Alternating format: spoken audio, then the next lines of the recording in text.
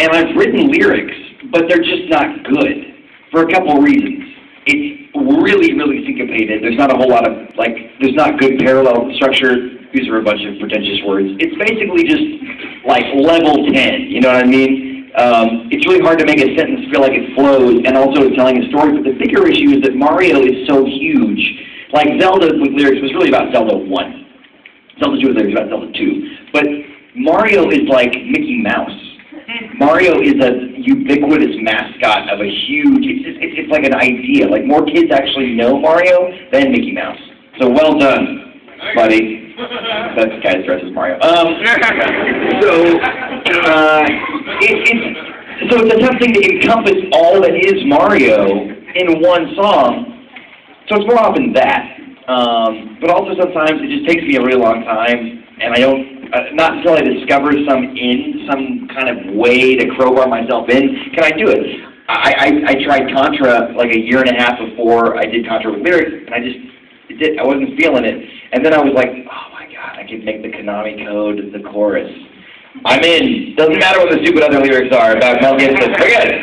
Or Jimmy Buffett in the new version. I don't know if you've heard in the CD version. I changed the line about Mel Gibson like hitting his girlfriend because it was so topical, and now it's about Jimmy Buffett liking margaritas, which is way more timely. I think it's fair to say. But yeah, good question. You again. What happened to Lyrics 101? It's on hold. Basically, a lot of stuff changed after the webcomic, and I'm excited about the webcomic, and it's kind of like continuing, I feel, to get better and better, and we're getting better at doing it. Floss in Time 2 is on the way. Yeah, get excited. Should be awesome.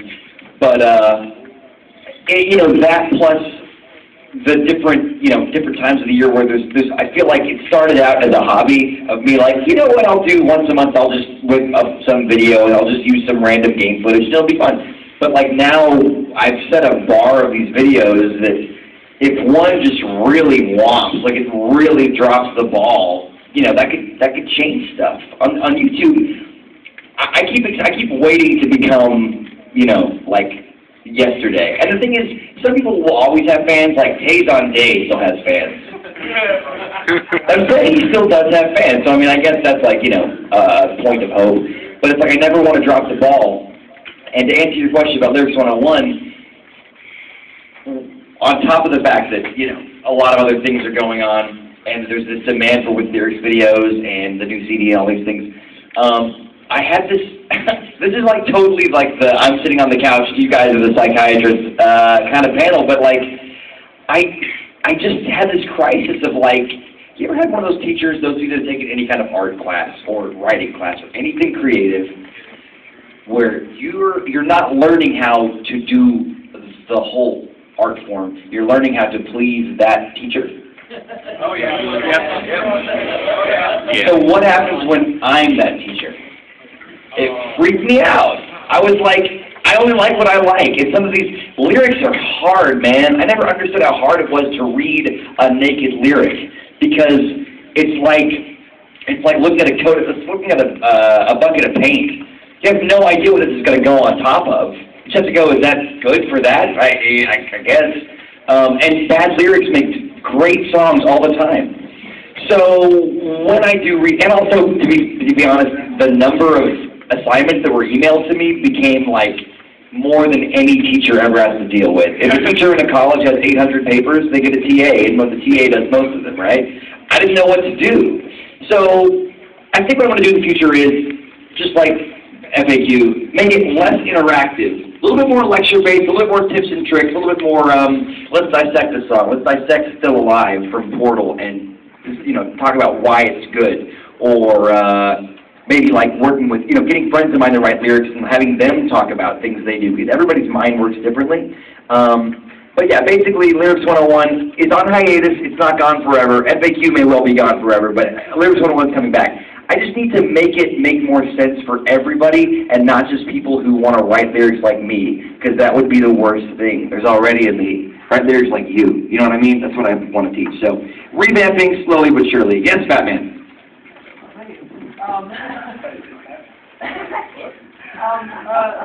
Almost a year ago at Con, I was at your panel, and someone asked you a question about, or it led up to you saying that, you know, you can only go so far with video game lyrics, and I mean, there's only so many video games out there that you can sing to that are, you know, catchy, and I think somebody said Ghosts and Goblins. Right. And then you started humming it, and you said how many people actually know that song. I mean, how far can you literally take this before, you know, it totally turns into something else? I mean, we'll always be your fans, but, you know, I've been a fan since, you know, the first time you tried to span, and before that, you know. Right. And, My experimental phase. Yeah, like the drunken ramblings of BrentalFloss. Right. I mean, like, literally, how far can you take this? Are you gonna start doing like CDs where it's just all you, like everything that you do? I think the answer about how far I can take this is actually answered entirely by this side of the room. You know what I'm saying? Like, if I keep doing it and no one's listening, am I a tree in the forest? You know what I mean? Like, I can, if people like it, I'll do it. You know, like, as, you know, pretentious time, as an artist, like, I'm not the kind of person that makes a whole lot of art people don't want. I don't always make it just for me, because I've got this endless sucking vacuum need for attention and validation. So, like, my whole thing is, like, what can I, and I've also kind of got a business mind, it's a blessing and a curse, but I go, what are people going to like? What's going to get stuck in their head? Now, every now and then, like, I'm working on a tune from Final Fantasy 3, not 6, 3 right now, that's going to be sung by a girl, and it's like totally jokeless and completely serious. Why? I don't know. So every now and then that happens. But more often than not, it's like, you know, people are always so disappointed to hear this, but like, I'm not the world's biggest Mega Man fan. I enjoy it, but it's not even in my top. There's not a Mega Man title in my top 5, which is okay. It's great. The point being, I made Mega Man 3 with lyrics. I love that song, and then people went, "This is great." So I went, "Okay, they liked Mega Man." So I did Mega Man 2, and Mega Man 3 exploded. But you know, I experiment with other stuff. But it's like, at some point, if people go, "Hey, you know, we really don't want this from you anymore," I'm not going to keep throwing it at people. I'm going to go, "Okay, I'll try this." And that is a great segue into a couple of things. The first being something that literally no other audience has seen before. At least it's not this version of it. Who has bought or otherwise somehow listened to the tune Baby Mario and Papa Yoshi from the new CD? Okay, if you haven't, it's sort of a retelling of the story of Baby Mario and Yoshi in Super Mario World 2 Yoshi's Island, where Mario falls from the sky, meets Yoshi, Yoshi decides to, like, carry him off. This is, like, again, a slight retelling from animated by a guy who I barely know, but I saw some great animation of his and like, hey, let's collaborate. And anyway, yeah, this is the second version of the animatic. It's a moving storyboard, so it's, you know, there's gags in it, but it's more like you see an arrow and go, oh, he ran that way, awesome. So it's scaled down. Let me just make sure. Let me see if I can actually. Is the tech guy still here? I'm just going to crank this. Maybe. Okay, I think that'll work. Here we go. Enjoy.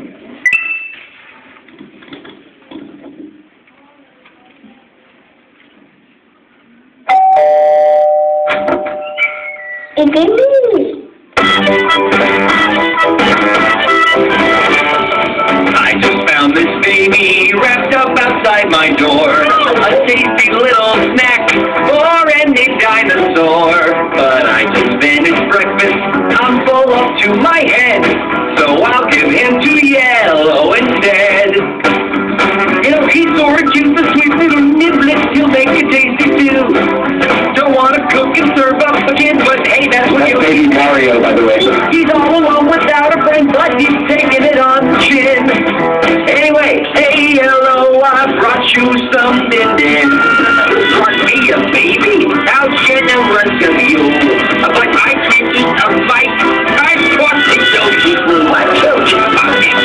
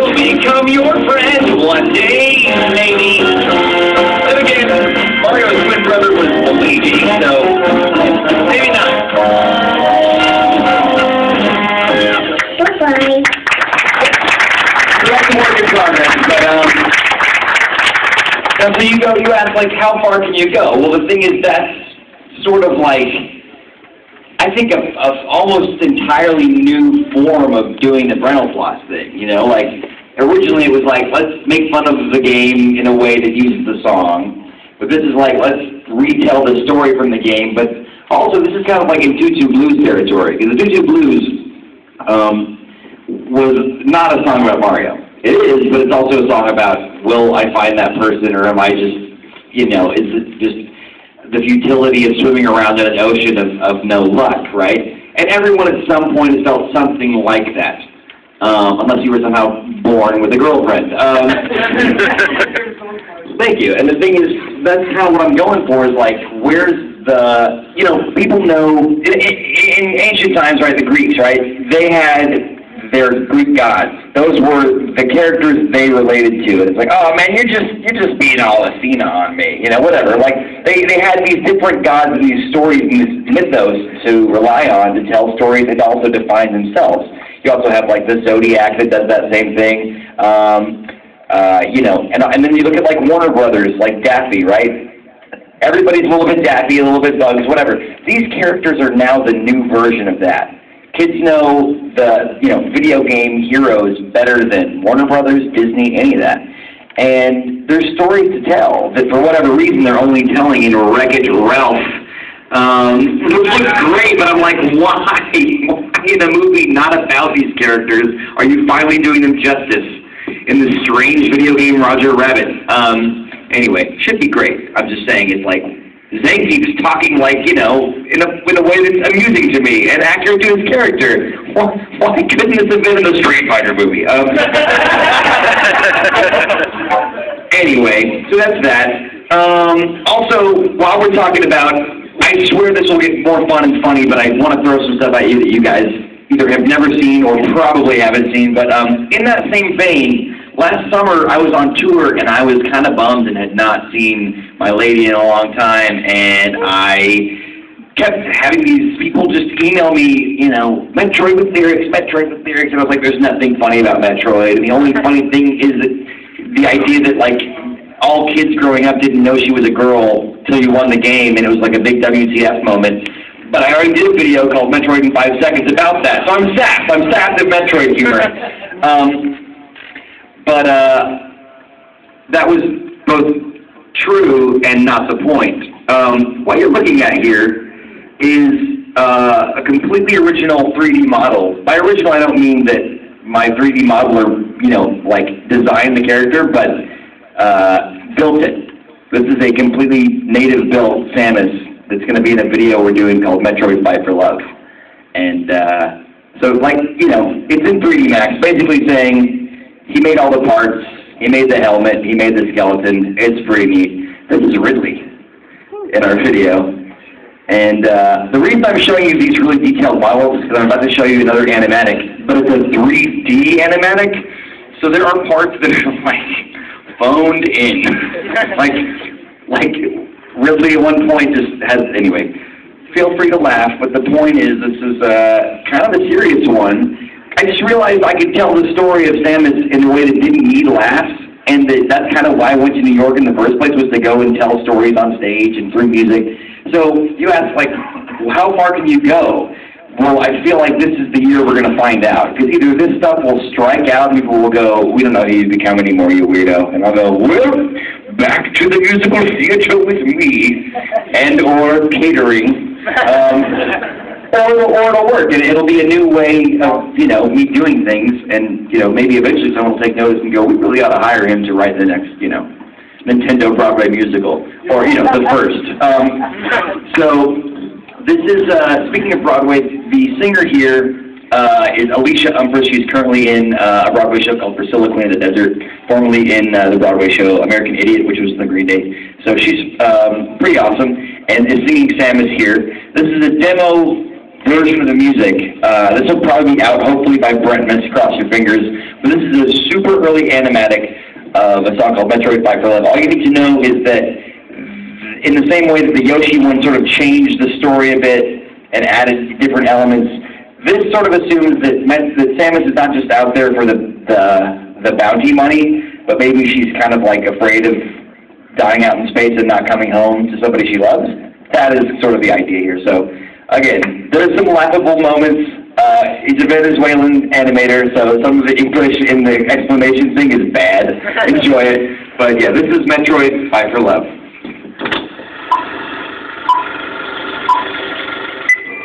Ethan, sorry I didn't come home last night. I've been called away on assignment. I can't tell you any more than that. I can only tell you that I love you, and I'll be back as soon as I can. All my love, Sammy.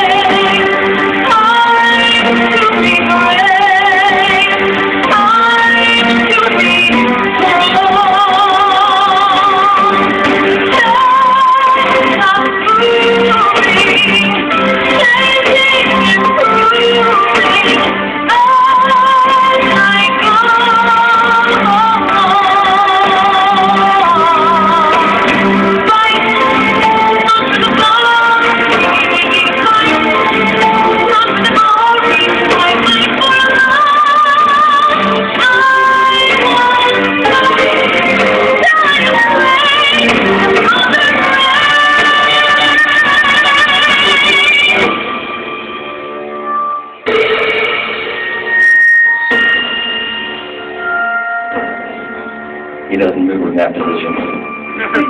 Kind of a white meat sort of thing. Just imagine, you know, like the better.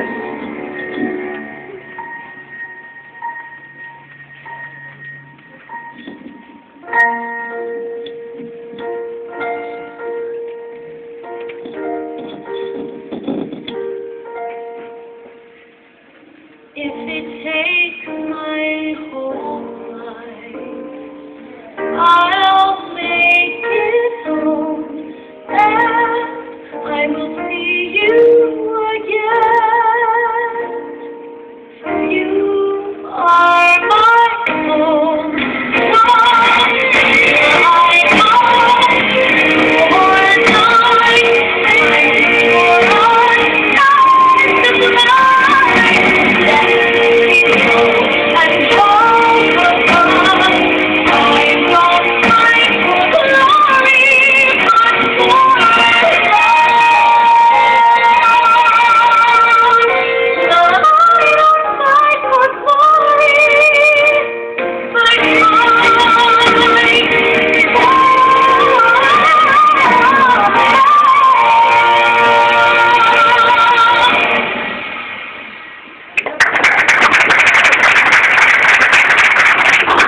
Like I said, you know, it's like either these new flavors will make people go, wow, this is awesome, give us more of this. Or people will go, dude, I don't know what you're doing, BrentalFloss, but get back to this dick and taint and fart jokes or something, you know. And there will always be some of that. But it's like at some point, as much as I said earlier, I don't do art just for myself, I do it for others.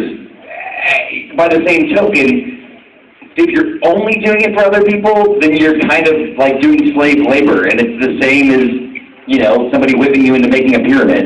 I mean, like, yeah, okay, it's not quite as painful.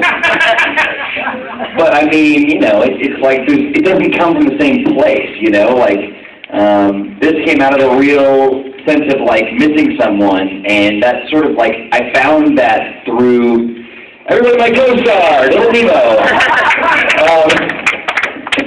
Okay, door open, that's fine. Actually, it's the kid who no, it's okay. Well, go for it. Why not? That kid's name is Andrew. He's basically like my best. Is groupie a word I can use, or does that sound derogatory? He comes to all my shows almost. And this is his mom. Give it up.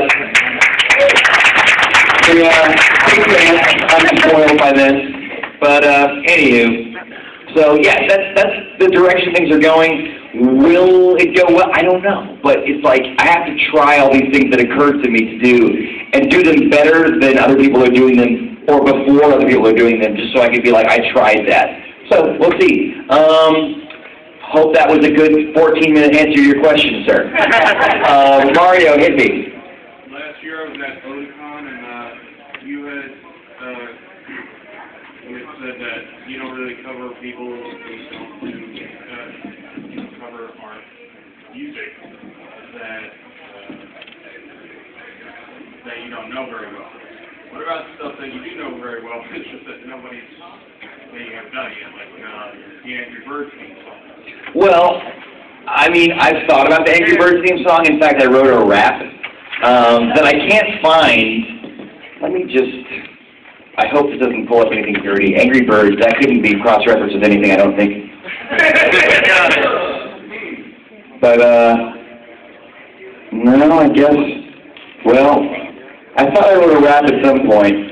There's some, we have a couple of webcomics.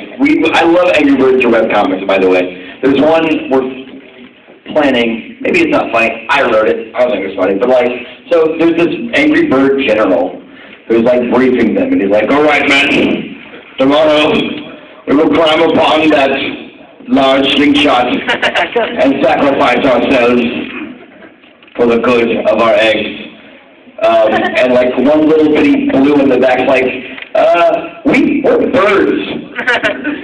We can just fly into them. We don't, and like the general, everybody like gasps, and the general's like, good out. Anyway, maybe it's funny, maybe it's not. Worth a laugh on a Tuesday or Thursday. But, I mean, you're asking why not songs that are really popular that maybe I'm just not that familiar with?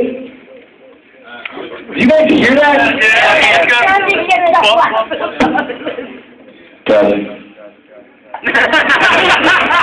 Oh, that's no good. That's, There we go. all right. Wait a minute. So then are you freaking out? Why do you look like that? It might be in college. Yeah, what are we talking about? That just disoriented me beyond all belief. Angry Birds, it can happen. I mean, at this point, what I want to do a lot of things, but I feel like maybe the thing I put too much pressure on myself lately is like is production values in videos, but they're all wildly different. Like Thief with lyrics used a lot of like 240p footage. That's the only thing you could get Thief footage. You know what I mean? Like all the cutscenes from the Thief games were like super low qual, CD-ROM, 1998. All the way to an upcoming Little Nemo video I'm doing with Underbelly that'll be like 1080p, super shiny and beautiful. But like, you know, it's like, I wish that I could just kind of do that kind of thing and go, you know what, this is going to be in 480p, 3/4, you know, it's not like, you know what I'm talking about, not widescreen, just regular old classic BrentalFloss, and just do it. And it'll be, you know, but at some point when you keep raising the production values, to rewind is a scary thing.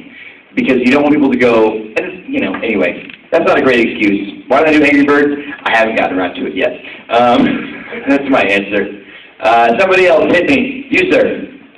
Well, you seem to be making a lot of, like, using a lot of different genres for music-wise, for your songs and whatnot. I mean, you've done I mean, it's fun for different things. I know I'm going to sound stupid when I ask this, but I mean, my friends and I joke about it all the time, dubstep, just for shits and giggles.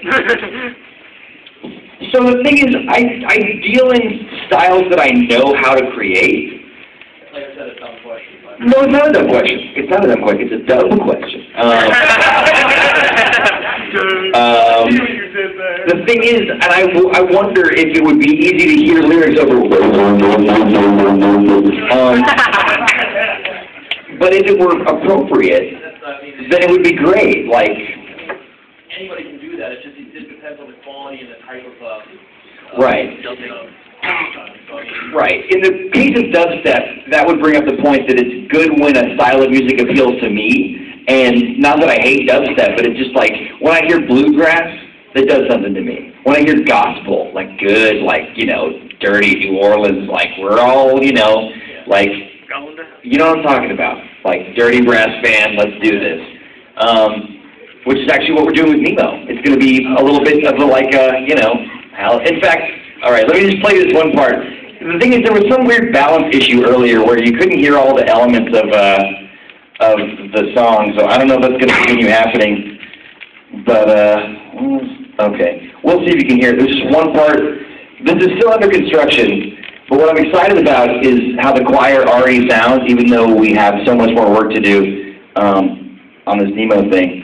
But just to give you an idea, right, let's see, let's try this. Take a swing. All right. Here we go, we're gonna break it down now. Praise the child who's taking wings. Those hallelujahs are, Take a swing. there's something in there. You know what I'm saying? Like there's something that like in certain kinds of music that just like actually gets my toe tapping, gets my blood flowing. That's not one of them.